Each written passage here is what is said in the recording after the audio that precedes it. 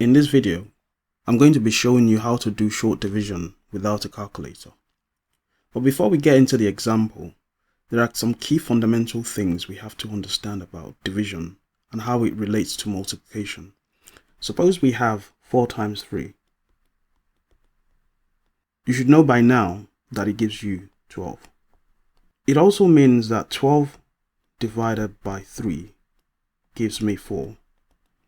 And 12 divided by 4 gives me 3. So there is a relationship between multiplication and division.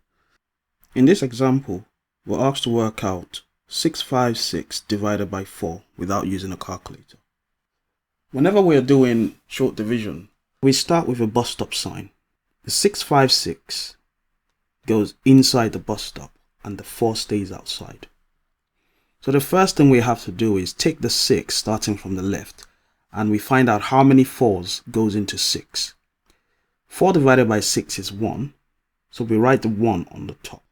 But we have a remainder of 2 because 6 take away 4 gives us 2. The 2 we write right before the 5, so we write it in between the 6 and the 5.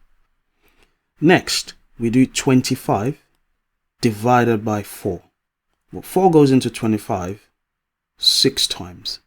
We write the 6 on the top. 6 times 4 is 24, so 25 take away 24. We have a remainder of 1, which we write between the 5 and the 6.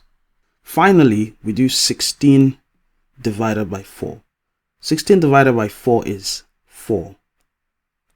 So now we have no remainder and we finished our division. So our answer is 656 divided by 4 gives us 164.